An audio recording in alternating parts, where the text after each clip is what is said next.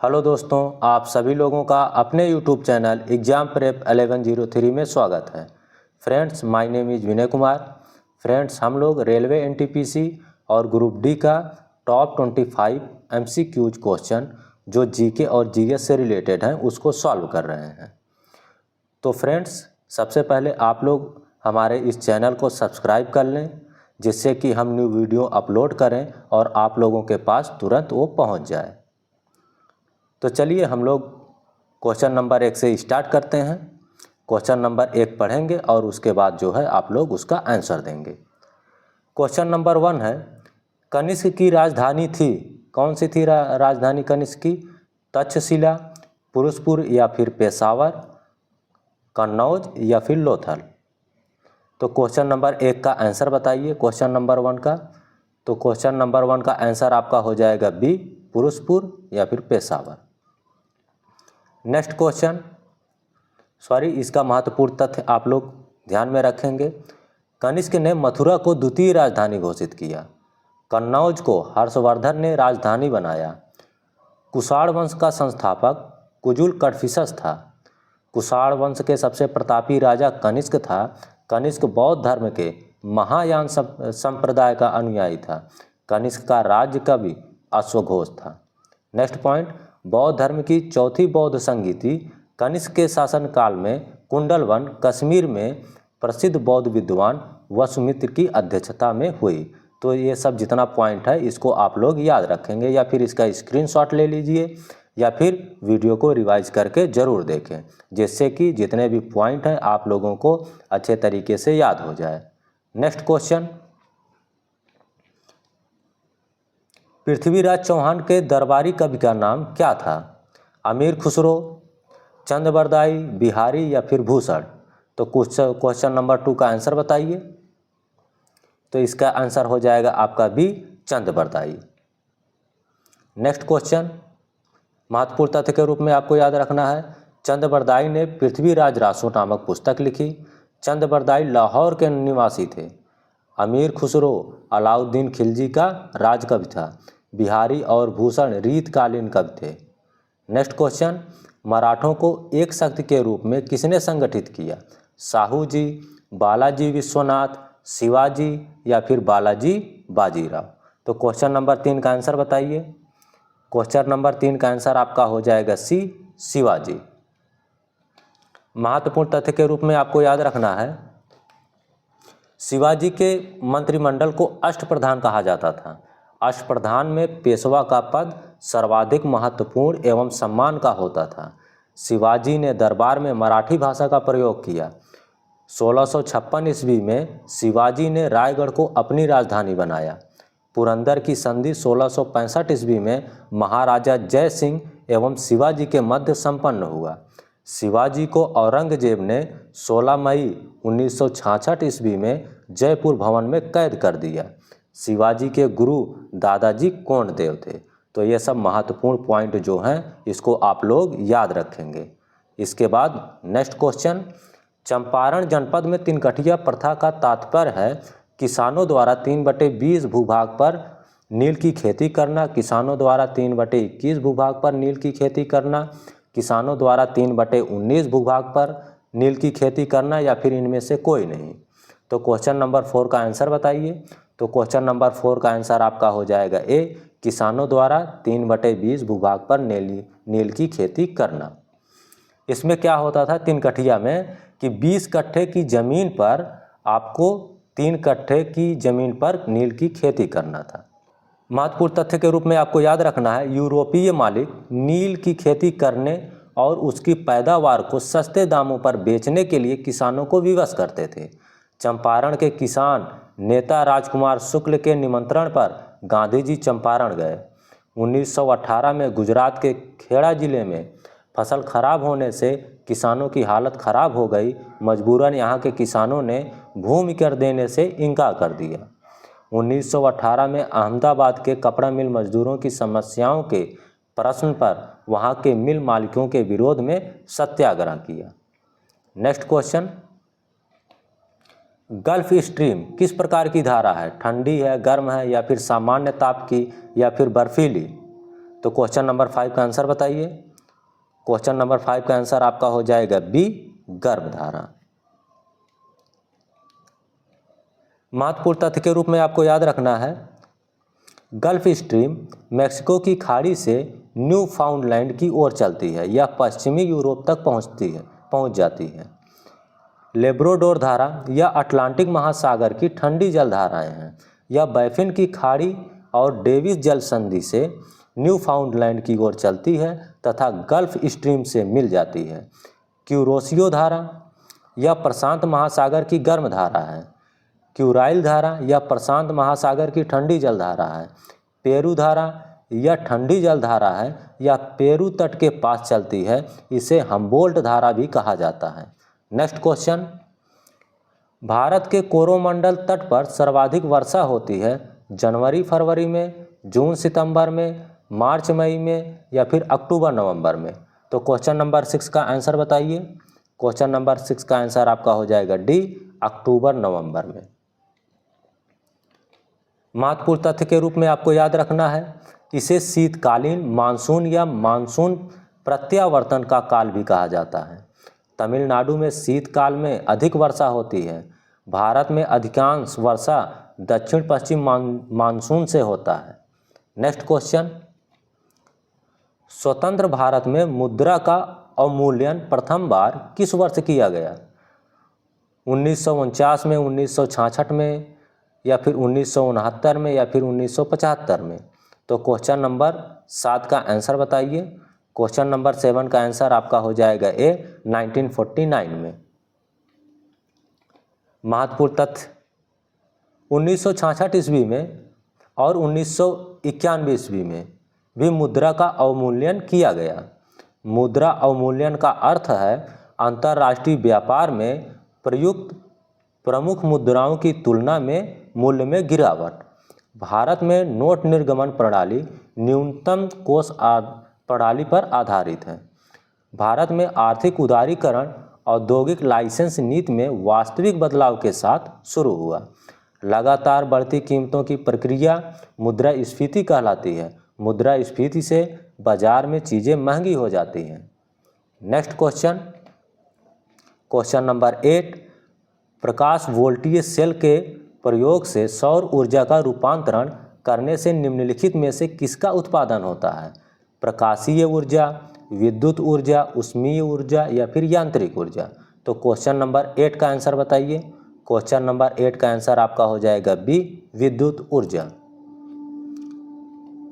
Next question, question number 9, किसी microphone में ऊर्जा स्थानांतरण होता है ध्वनि से वैद्युत में, वैद्युत से ध्वनि में, ध्वनि से यांत्रिक में, यांत्रिक से ध्वनि में।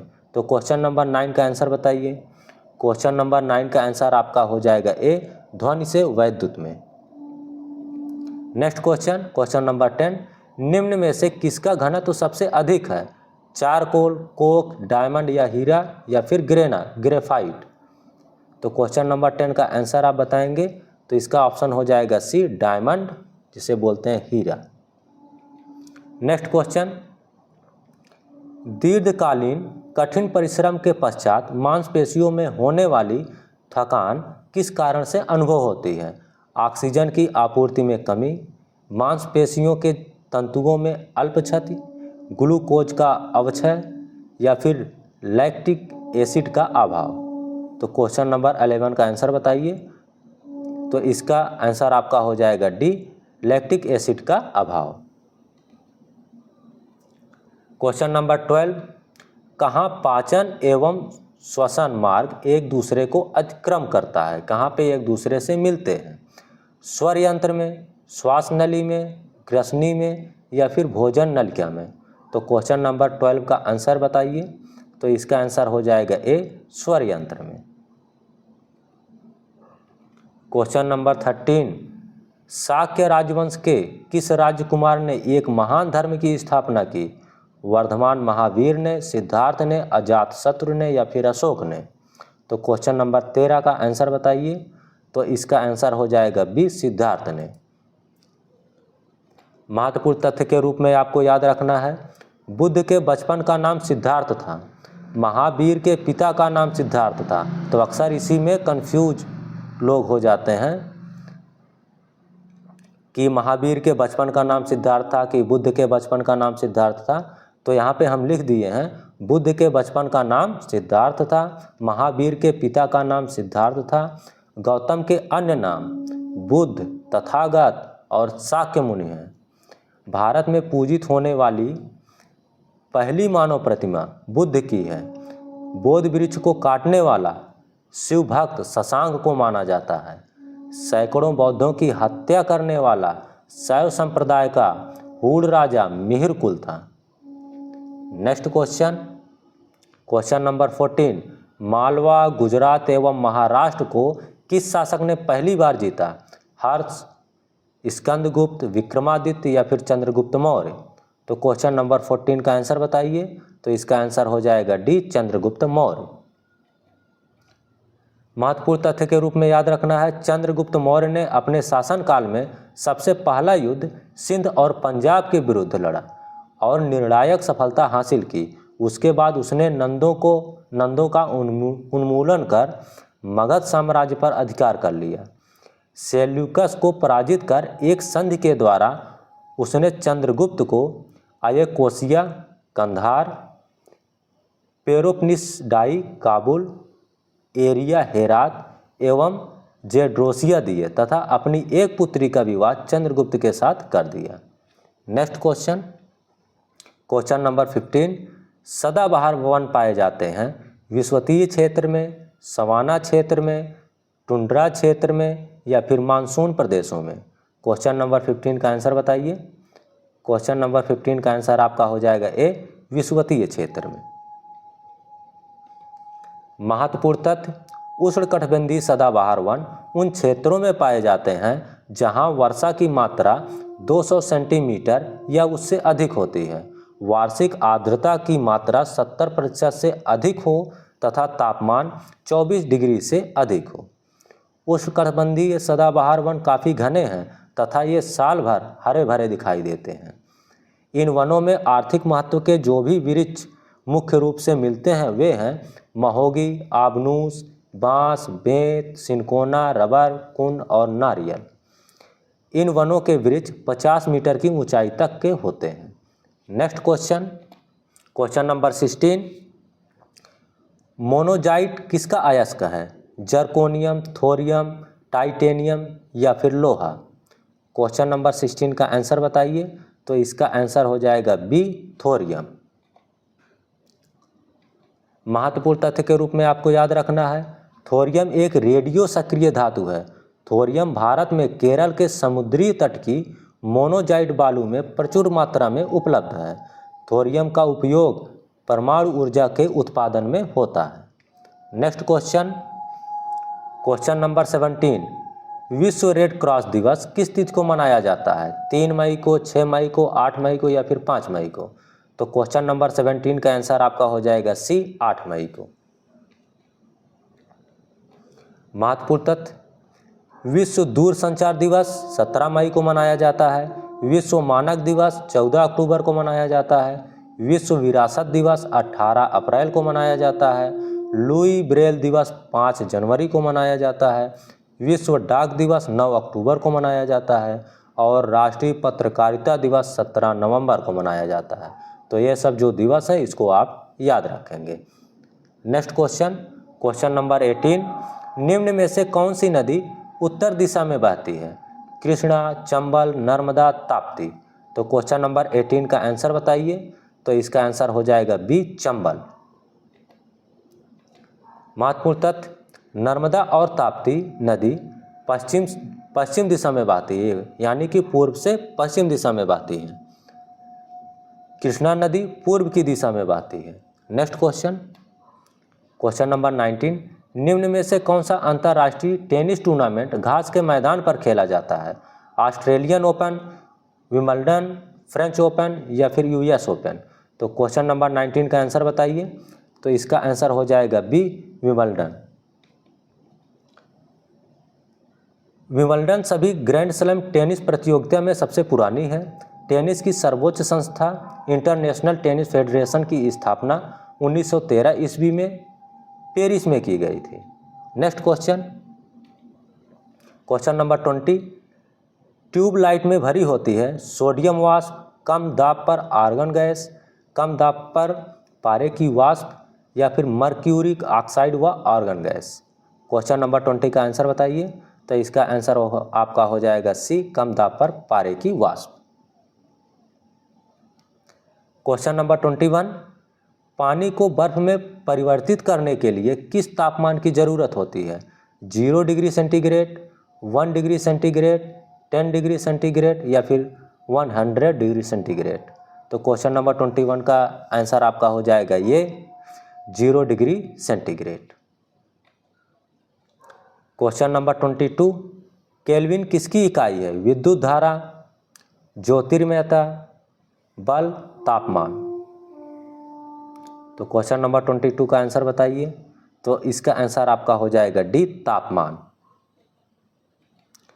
महत्वपूर्ण तथ्य, दो भिन्न विभव की वस्तुओं को यदि किसी धातु की तार से जोड़ दिया जाए तो आवेश एक वस्तु से दूसरी वस्तु में प्रवाहित होने लगेगी। किसी चालक में आवेश के इसी प्रवाह को विद्युत धारा कहते हैं। यह एक अदिश राशि है, इसका मात्रक एम्पीयर होता है। Next question, question number 23, sphygmomanometer चिकित्सकीय उपकरण का उपयोग किसके परीक्षण के लिए किया जाता है? हार्मोन क्रिया, ब्रेन ट्यूमर, आंत का कार्य या फिर रक्तचाप, जिसको बोलते हैं ब्लड प्रेशर। तो क्वेश्चन नंबर 23 का आंसर आपका हो जाएगा डी, रक्तचाप। क्वेश्चन नंबर 24, अम्ल का स्वाद होता है मीठा होता है, नमकीन होता है, खट्टा होता है या फिर तीखा होता है? तो क्वेश्चन नंबर 24 का आंसर बताइए। इसका आंसर आपका हो जाएगा सी, खट्टा होता है। क्वेश्चन नंबर 25 और ये रहा आज का लास्ट क्वेश्चन हम लोगों का। लाल रक्त का आकार होता है गोलाकार होता है, उत्तलाकार होता है, अनियमिताकार होता है या फिर उभयावतल होता है? तो क्वेश्चन नंबर 25 का आंसर आपका हो जाएगा डी, उभयावतल।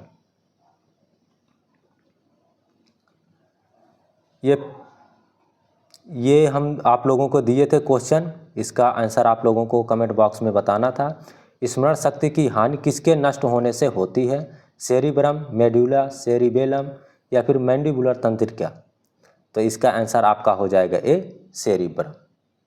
और ये रहा आज का सवाल, ये आज का क्वेश्चन है जो आप लोगों को इसका आंसर कमेंट बॉक्स में देना है।